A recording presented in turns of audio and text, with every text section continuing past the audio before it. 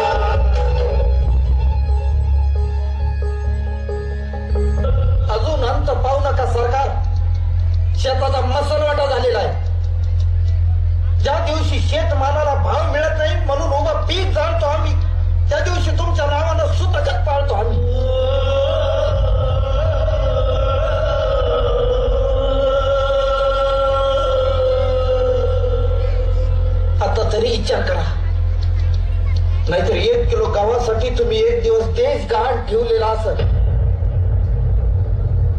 त्या दिवशी ध्यान देऊन बघा, माझ्या पिंडाला कावळा शिवलेला असत.